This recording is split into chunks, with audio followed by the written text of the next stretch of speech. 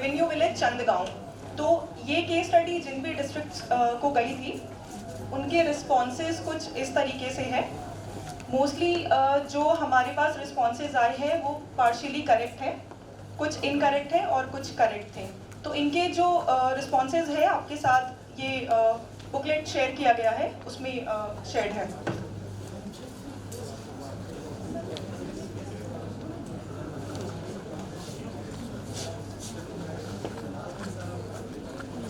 जो case study 2 है Rampur village की in Rampur GP, Ramgarh GP of Ramgarh block of Ramgarh district, ये जिन भी डिस्ट्रिक्ट्स के साथ शेयर थी उनके रिस्पॉन्सेज कुछ इस तरीके से है।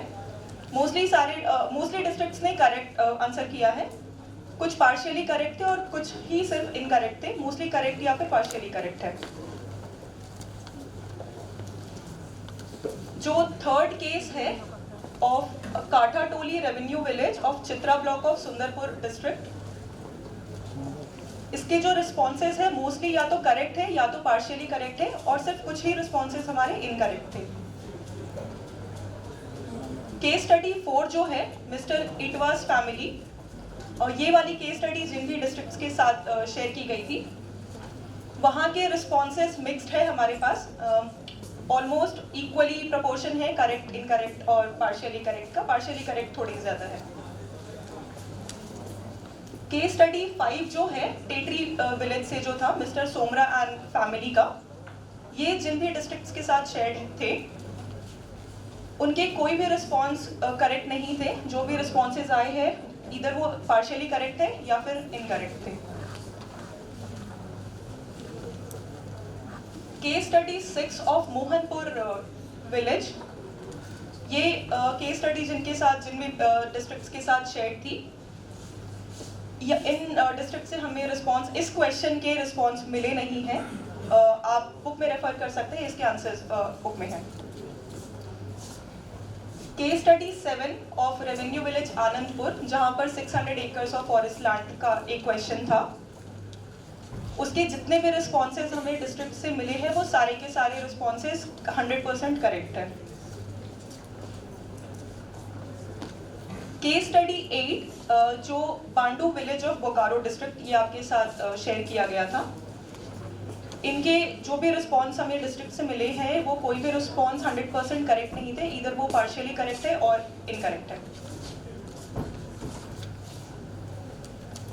केस स्टडी 9 सूरजपुर विलेज, इस केस स्टडी में भी हमें किसी भी डिस्ट्रिक्ट से रिस्पॉन्स नहीं मिले हैं। आप ये केस स्टडी और उसके रिस्पॉन्सेज बुकलेट पे रेफर कर सकते हैं। केस स्टडी 10, यहाँ पर सारे डिस्ट्रिक्ट्स को उनकी प्रोसीडिंग बनाने को कहा गया था। ये वाली केस स्टडी जिन भी डिस्ट्रिक्ट्स को मिली थी उनमें से या तो डिस्ट्रिक्ट्स के रिस्पॉन्स करेक्ट है या तो पार्शियली करेक्ट है, किसी भी डिस्ट्रिक्ट के रिस्पॉन्स इनकरेक्ट नहीं है। केस स्टडी 11 जो नगांव विलेज वाली केस स्टडी थी, जिन भी डिस्ट्रिक्ट से रिस्पॉन्सेज मिले हैं वो टोटली 100% करेक्ट है। किसी भी डिस्ट्रिक्ट के इनकरेक्ट या पार्शियली करेक्ट रिस्पॉन्स नहीं आए थे इस केस स्टडी में। केस स्टडी 12 जो है ये वाली केस स्टडी जिन भी डिस्ट्रिक्ट्स को मिली है, जो कॉमन बाउंड्री वाले क्वेश्चन थे, वहाँ पर जो भी रिस्पॉन्स मिले हैं हमें वो पार्शियली करेक्ट है। कोई भी रिस्पॉन्स या तो 100% करेक्ट या इनकरेक्ट नहीं थे। केस स्टडी 13 जिसमें एक केस दिया गया था और एसडीएलसी को रिजॉल्व करना था ये जो कॉन्फ्लिक्ट था, ये जो केस स्टडी है इसके इक्वल प्रोपोर्शन में हमें रिस्पॉन्सेज मिले हैं। कुछ रिस्पॉन्सेज 100% करेक्ट, कुछ 100% इनकरेक्ट और कुछ पार्शियली करेक्ट। केस स्टडी 4 जो है कोरंजो, केस स्टडी 14 कोरंजो फॉरेस्ट का जो है, इसके जो रिस्पॉन्सेज हैं जितने भी डिस्ट्रिक्ट से आए हैं वो इनकरेक्ट है। सो जस्ट टू ऐड, जो भी रिस्पॉन्सेज या कॉमन मिस्टेक्स या जो मिसकंसेप्शंस हाईलाइट हुए हैं ये आफ्टर दिस प्रेजेंटेशन हम आपके साथ शेयर करेंगे। केस स्टडी 15 जो एफआरए सेल के पास डेटाबेस के आधार पर जो आपके साथ शेयर किया गया था, उसमें जितने भी रिस्पॉन्सेज हैं वो पार्शियली करेक्ट है। केस स्टडी 16 मिस्टर मंगरा की जो केस स्टडी थी, इस केस स्टडी में जितने भी रिस्पॉन्सेज है वो पार्शियली करेक्ट आए हैं सारे डिस्ट्रिक्ट से। Case study 7 of Sohanpur village, इस केस स्टडी के जो रिस्पॉन्सेज है वो भी similarly like case study 16 partially correct है सारे डिस्ट्रिक्ट के। Case study number 18 provision under FRA, जो आपको क्वेश्चन था, जिन भी डिस्ट्रिक्ट्स के साथ ये केस स्टडी साझा की गई थी उनमें से किसी भी डिस्ट्रिक्ट का रिस्पॉन्स करेक्ट नहीं आया था।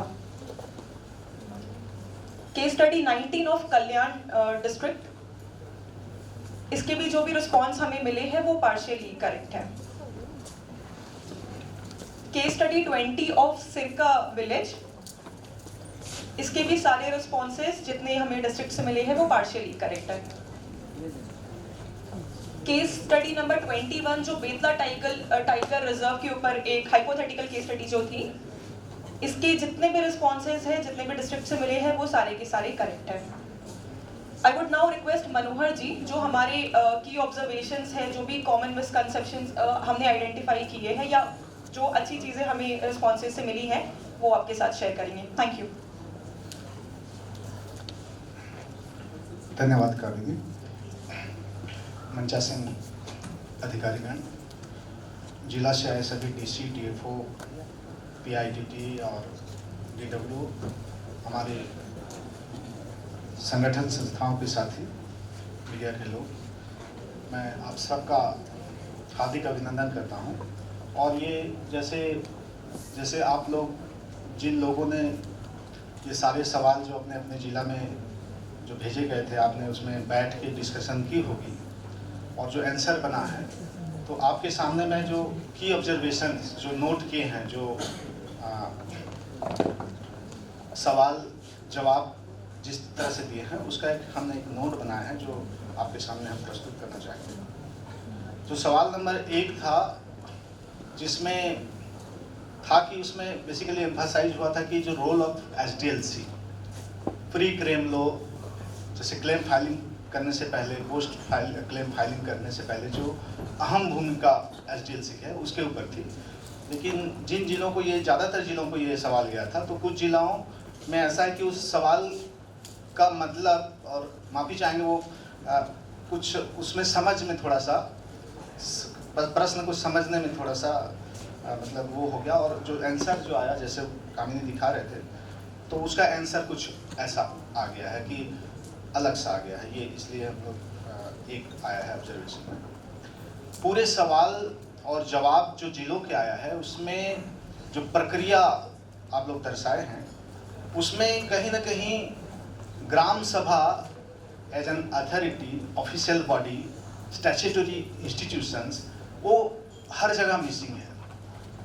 ग्राम sabha as N statutory body, जिनकी खुद की अपनी सेक्रेटेरिएट एफआरसी है। धन्यवाद देना चाहूँगा, हमारे साथ सिद्धार्थ त्रिपाठी सर हैं, पिछले आप याद करेंगे जो उपस्थित थे, उन्होंने बहुत अच्छा से प्रेजेंटेशन दिए थे ग्राम सभा के बारे में और उनकी भूमिका के बारे में। तो वो सारे जो हमारे जवाब जो आए हैं, उसमें ग्राम सभा के जो भूमिका, खास करके दावा को, मतलब आप देखेंगे जो एक्ट में जो प्रावधान दिया है कि gram sabha as the authority to determine rights, authority शब्द का जैसे सुबह भी बात हो रहा था, इन मतलब दावा लेने में, दावा का जांच करने में, फिर दावा पे निर्णय लेने में, ये जो ये सारे मतलब मोस्टली जो जिला से आ रहा था वो मिसिंग आ रहा था। आईएफआर के जो सवाल जो थे, जो ज़्यादातर जिला से जो आया है, उसमें ज़्यादातर डॉक्यूमेंट्री एविडेंस से एम्फसाइज हुआ है। आप लोगों को जस्ट बताना चाहेंगे नटशेल में कि जो एविडेंस रूल 13 में जो है, उसमें अगर पूरा अध्ययन करेंगे आप लोग, तो उसमें 3 तरह का ब्रॉडली एविडेंस आता है। एक डॉक्यूमेंट्री एविडेंस, दूसरा जोग्राफिकल एट्रीब्यूट्स ऑफ द क्लेमनेंट, मतलब जिस जमीन पे दावा हो रहा है उसका जो क्लेमेंट है उसका बनाएगा, कि उसका सबूत देगा, और तीसरा जो है evidence of elders in written form, writing form, बुजुर्ग व्यक्ति का लिखित बयान। तो ये जितने भी जो आप लोग का उत्तर में आया हो, वो बेसिकली एविडेंस वाला जो डॉक्यूमेंट्री एविडेंस पे ज़्यादा एम्फसाइज हुआ है, और दोनों दूसरे एविडेंस में इसमें दोनों तरह से, मतलब क्लेमेंट के पास क्या जानकारी अवेयरनेस है, उसको एविडेंस को इकट्ठा करने में, बनाने में सही है, ये भी वो आ रहा है। और इसमें जो, क्योंकि ये सारी सरकारी प्रक्रिया से ही जाना है, और इवन जो evidence of elders in writing from या जोग्राफिकल एट्रीब्यूट्स को अगर ग्राम सभा मान्यता देता है, फारसी उसको मान्यता, इट्स बिकम डॉक्यूमेंट्री एविडेंस, मतलब वो डॉक्यूमेंट्री ही एविडेंस बनना है। तो वो एक आ रहा था जो आप लोगों के प्रेजेंटेशन में। बुजुर्ग व्यक्ति का बयान में कुछ जिलाओं ने ऐसा लिखा है कि 3 बुजुर्ग व्यक्ति का बयान नहीं था जिसकी उम्र 70 इयर्स होनी चाहिए। तो ये आप लोग सब लोग इससे बहुत सारे जिला आप लोग जानते हैं कि मैंने देखा, अध्ययन किया था इसका। हमारा एक एक्ट है, बहुत सवाल आता है कि भाई बुजुर्ग व्यक्ति का जो उम्र कितना होनी चाहिए, तो हमने अध्ययन करके आप लोगों को सामने रखना चाहते हैं। एक कानून है, उसके लिए भी कानून है कि बुजुर्ग व्यक्ति किसको कहा जाता है।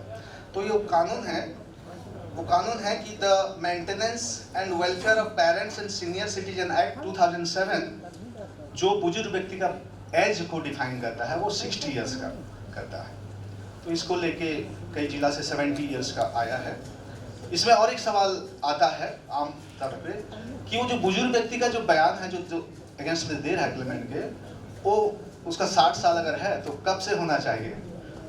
13/12/2005 की स्थिति में होना चाहिए या जब वो देना चाहता है उस समय स्थिति में होना चाहिए, ये भी आता है। तो ये नोट कीजिएगा कि कुछ जिला ने लिखा है कि 70 साल बुजुर्ग व्यक्ति का उम्र ये आया है। एक बड़ा इंटरेस्टिंग फाइंडिंग सभी जिला से, और हमारे आज क्लासरूम में भी आ रहा था, बड़ा इंटरेस्टिंग बात, जॉइंट वेरिफिकेशन। अब मैं ये सवाल मैं कई जगह पे करता हूँ, जॉइंट वेरिफिकेशन शब्द, जैसे शब्द जॉइंट वेरिफिकेशन शब्द एक्ट और रूल में आप ढूंढिएगा तो कहीं पे आपको मिलेगा नहीं। जॉइंट वेरिफिकेशन, और बड़े पैमाने पे इसका इस्तेमाल किया जाता है। आपसे आग्रह है इस पे थोड़ा सा ये करेंगे कि जॉइंट वेरिफिकेशन शब्द कहीं पे एक्ट और रूल में उल्लेख नहीं है। क्या है? वेरिफिकेशन ऑफ क्लेम्स है। आप नियम 11 देखिएगा तो उसमें वेरिफिकेशन क्लेम्स का बात है। और कौन करेगा वेरिफिकेशन? मैं, आप लोगों, कई लोग मुझे पहचानते होंगे, पिछले दिनों मार्च में बहुत सारे जिले का हमने दौरा किया था और ट्रेनिंग किया था।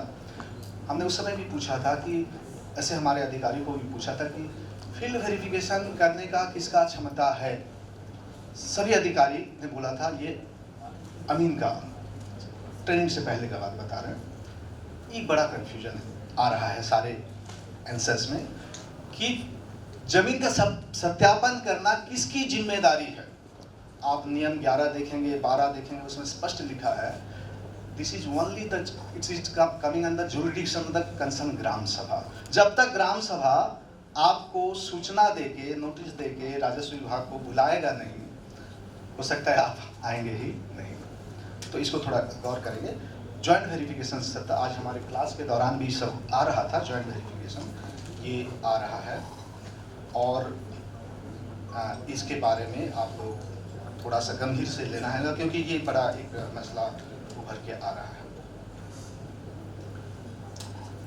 ये जो आप देखेंगे कि जो निरस्ती का कारण, आप जो अभी जो हम लोगों का सेशन भी हुआ था, उसका मुख्य उद्देश्य था कि निरस्त किन किन कारण से आपने किया और क्या प्रक्रिया रहा। तो इसमें आ रहा है आपके जो उत्तर में भी जो सवाल हम लोग भेजे थे, उसको बना के भेजे थे, सिचुएशन जो समस्याओं को लेकर। तो उसमें कहीं पे भी कोई भी जिला में पहला तो जो निरस्त किया गया है, जबकि हमारे नियम 12(a)(6) में उल्लेख है कि भाई आप, पहला तो कि नियम मतलब अमेंडमेंट रूल में आ गया कि भाई आप कोई भी दावा को आप निरस्त नहीं करेंगे, बल्कि रिमांड करने की बात कही गई। दस्तावेजी की कमी है, ग्राम सभा की गणपूर्ति की कमी है, तो ग्राम सभा के गणपूर्ति के आधार पे आप निरस्त नहीं कर सकते हैं, आप उसको रिमांड कीजिए।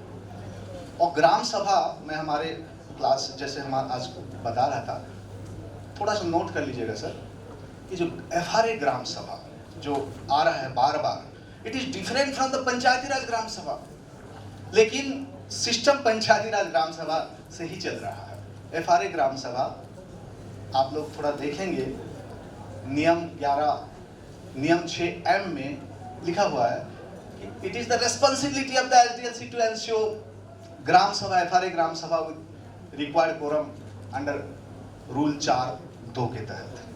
तो ये सब उसमें आता है। Panchayat, role of panchayat secretary देखेंगे नियम 11(6) में, ये जिम्मेदारी है पंचायत सचिव की कि एफआरए ग्राम सभा का कन्वे करे।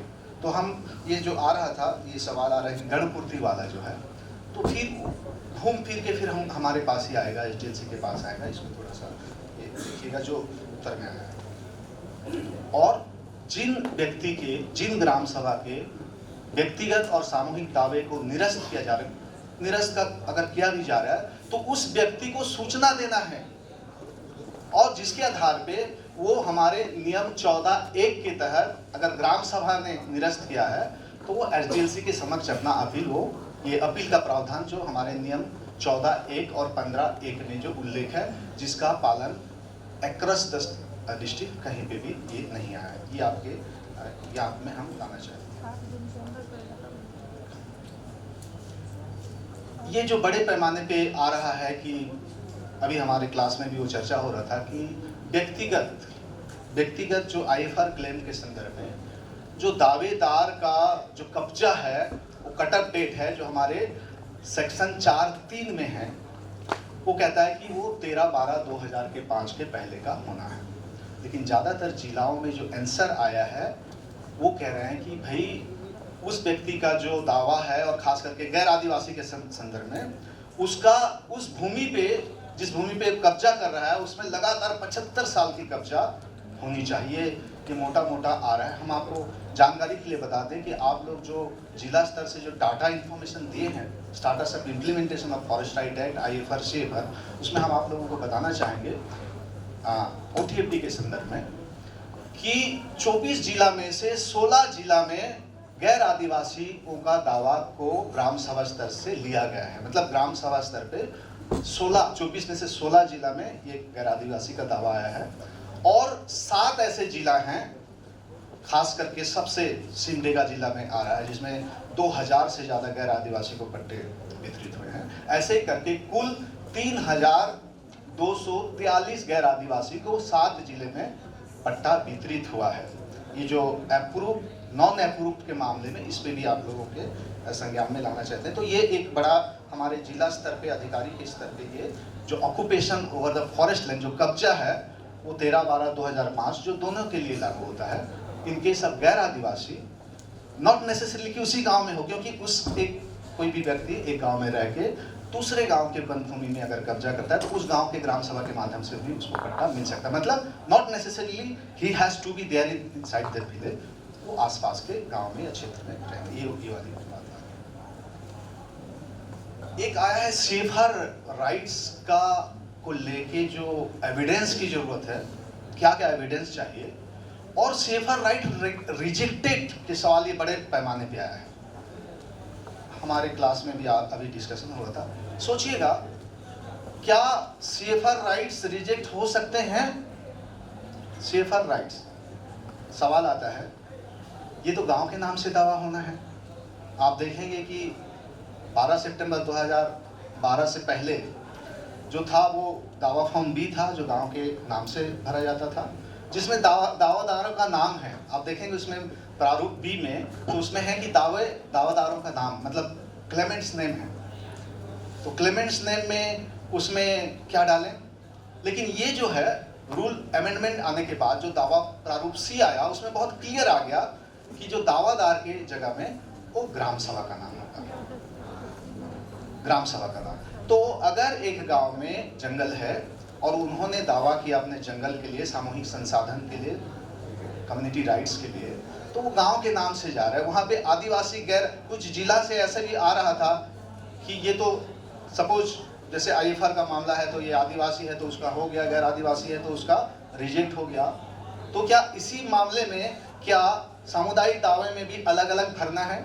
आदिवासी का दावा, गैर आदिवासी का दावा, या गैर आदिवासी को हटा देना है क्या? ये भी सवाल आ रहा था। ऐसा नहीं है, कानून बहुत स्पष्ट है, और खास करके अमेंडमेंट के बाद तो बहुत स्पष्ट हो गया है कि दावा जो बी और सी जो है ग्राम सभा के नाम से दावा जाएगा, कोई समुदाय के लिए दावा नहीं जाएगा, तो ग्राम सभा के लिए जाना है। एविडेंस में ये चीज़ जो है वो आ रहा है। और कुछ ऐसे भी सवाल आए हैं कि अगर दावा नहीं किया तो हम कैसे पट्टा दे दें, सामुदायिक दावा नहीं किए कर रहा है ग्राम सभा, FRC नहीं कर रहा तो फिर कैसे। हम आपको बताना चाहेंगे, ध्यान आकर्षण करना चाहेंगे कि नियम 12B(3) और 4 ये SDLC को जिम्मेदारी देता है कि भाई देखिए, आपको ये आपकी रेस्पॉन्सिबिलिटी, जिम्मेदारी है कि सभी पात्र गांव को सामुदायिक संसाधन का दावा और बी का दावा आपको करना है। अगर नहीं करेंगे तो फिर इन राइटिंग आपको लिख के देना, क्यों नहीं दिया। तो ये इस पे हमारा जो सवाल आ रहा था, एक इसमें आ रहा था प्रोसीडिंग ऑफ फाइल्स के में जो डॉक्यूमेंटेशन का भी सवाल आ रहा है कि इसमें ज़्यादातर देखेंगे कि जो दावेदार है, जो सुबह हो रही थी बात, उनकी क्या स्थिति है। सारे सवाल हम पे ही आएंगे, SDLC पे ही आना है। लोग सचेतन नहीं है, दावा नहीं भरने पा रहा है, एविडेंस जुगाड़ नहीं कर पा रहा है, नहीं कर रहा, सारा चीज़ हम पे ही आना है। तो इस चीज़ पे और डॉक्यूमेंटेशन गांव के स्तर पे कैसे रहें, ये एक प्राथमिकता इसमें मिसिंग आ रहा था हमारे जवाबों में। कुछ सवाल ऐसे हम लोग दिए थे जिसका कामिनी दिखा रहे थे कि वो जवाब नहीं आए हैं। तो कुछ जिला से जवाब नहीं आ पाया, वो सवाल उस जिला में गया हुआ था लेकिन उसमें जवाब नहीं आ पाया। वो सवाल था कि डाइवर्सन ऑफ फॉरेस्ट लैंड। आज हमारी क्लास में भी बात हो रही थी कि आप लोग देखिए, आप ही लोग हैं DC साहब, DFO साहब, जो हर दिन फॉरेस्ट लैंड के डाइवर्सन के छोटे बड़े केस आप करते रहते हैं। इसमें जो वन अधिकार कानून में 2006 आने के बाद में in case of forest land diversion अगर हो रहा है तो उस मामले में जो है FRA का कंप्लायंस करना होगा। कंप्लायंस क्या है कि कोई भी वन भूमि, गैर वन भूमि, कोई भी प्रोजेक्ट छोटा मोटा जो भी है, वो जो 3(2) में भी आया है, उसमें ग्राम सभा का कंप्लायंस मतलब सभी लोगों को पट्टा, मतलब व्यक्तिगत पट्टा, सामुदायिक पट्टा मान्य होगा, तभी जाके वो फिर से डाइवर्सन का प्रक्रिया होगा। कुछ जिलों से बहुत ही आप लोग पेपर देख रहे होंगे, बड़ा कंफ्लिक्टिंग सिचुएशन है। सिद्धार्थ सर हैं इधर पे, मतलब ऐसे मैं उदाहरण लेके बोलना चाहूँगा, बड़ा मैंने पढ़ा, वो यूट्यूब भी देखा। एक व्यक्ति को बताया जा रहा है वन अधिकार का पट्टा मिला हुआ है और उसको पंचायत ब्लॉक के माध्यम से, जिला के माध्यम से उसको अगवा आवास भी मिला हुआ है। वो बना, उसको एक इंस्टॉलमेंट भी हो गया, 30,000 पैसा भी मिल गया और वो कंस्ट्रक्शन बना लिया था और वन विभाग ने जाके उसको तोड़ दिया है। ये न्यूज है, न्यूज फॉर्म है, जिला से आया है। अब ये सवाल हमारे जो प्रक्रिया, आप इसको थोड़ा नोट कीजिएगा, हमारे जो नियम 12A(9) में है, वो क्लास में आ रहा था सर, याद कीजिए, correction of record of rights मतलब, और हमारे जो धारा 3(1) का में जो व्यक्तिगत अधिकार का प्रावधान है, उसमें दो पहलू है। एक होमस्टेड लैंड का पहलू है, मतलब एक आदमी अगर मान लीजिए एक वन ग्राम है, हमारे यहाँ झारखंड में ऐसे कानून के हिसाब से लगभग 90 गांव हमने आइडेंटिफाई किया है ट्राइबल विभाग से, जो सेंसस 2011 का अध्ययन करके, कि ऐसे 90 गांव हैं जो अनसर्वेड विलेज, या उसको वन ग्राम कह सकते हैं, अनसर्वेड कहें तो बेहतर रहेगा, ऐसे हैं जिनको हमारे धारा 3(1)H के तहत राजस्व गांव में उसको कन्वर्ट करने का प्रक्रिया हमको करना है। जबकि कुछ पड़ोसी तुषार भाई बता रहे थे, वो उड़ीसा में बहुत सारे गांव को ऐसे कन्वर्ट हो चुका है, छत्तीसगढ़ में वो प्रक्रिया चल रही है, लेकिन यहाँ पे नहीं। तो ऐसे, तो उस गांव में मान लीजिए वन ग्राम है और एक व्यक्ति को पट्टा मिल गया और वो अववास, मतलब वो तो सुनिश्चित है ना, वन ग्राम है मतलब जितने भी लोग रहते हैं वहाँ, वो तो वन भूमि में ही घर है उसका, तो उनको अववास भी मिल गया। लेकिन अगर अज्ञानता के तहत उस व्यक्ति ने दावा फॉर्म में ठीक से नहीं भरा, उसमें देखिएगा दावा फॉर्म का में दोनों ऑप्शन है, आवास के लिए कितना और खेती के लिए कितना, उसी आधार पे हमारा पट्टा बनना चाहिए। और आप लोग ये भी जानते हैं कि हमारे राजस्व कानून में ये प्रावधान है कि मेरा अगर खेती का जमीन है तो मैं उस पर घर नहीं बना सकता हूँ until it is converted into homestead land. यही है ना कानून, आप लोग जानते हैं, ऐसा ही है। तो हमें जिस प्रयोजन के लिए दावा हो रहा है उस प्रयोजन के लिए हमें करना होगा। लेकिन ये जो केस, एक स्टडी आया था जो मैं बता रहा था कि अगर उस पर एक्शन ले रहा है वन विभाग और उस घर को तोड़ दे रहा है, आप लोग जानते होंगे हमारे आदिवासी कल्याण विभाग जो है वो हमारे अभी जो 2018 में जो एट्रोसिटी आया है, एट्रोसिटी कानून जो वन अधिकार के मामले को भी जोड़ दिया है, उसके लिए स्वतंत्र केंद्र सरकार ने अमेंडमेंट किया है और उसने बोला है जमीन का जमीन का मामला जो है वो सिविल का बनता है, लेकिन 2018 का जो अमेंडमेंट एट्रोसिटी कानून ने उसको क्रिमिनल कर दिया है। मतलब अगर कोई भी व्यक्ति को जो वन अधिकार पट्टा मिला हो या नहीं मिला हो, जो हमारा धारा 4-5 जो है सुरक्षा देता है, प्रोटेक्शन ऑफ राइट्स देता है, अगर उसको आप बेदखल कीजिएगा तो वो एट्रोसिटी वहाँ पे लागू होता है। तो इस तरह का मामले आ रहे हैं कई जिला से, वो सवाल में आया था। और last but not the least हम बताना चाहेंगे बड़ा इंटरेस्टिंगली 6 जिला का सवाल जवाब डिटो हो गया है। मतलब उनको एक्सरसाइज करने का मौका हम जिस उद्देश्य से रखे थे वो नहीं मिल पाया। बहुत बहुत धन्यवाद।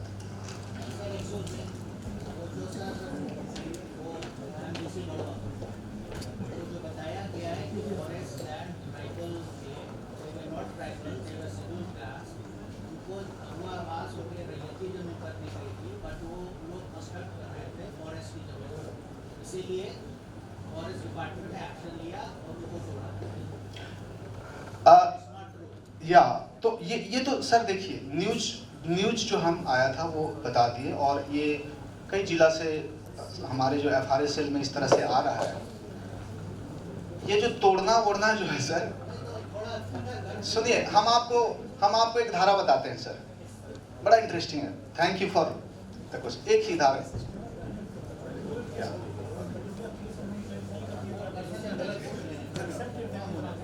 धन्यवाद, थैंक यू।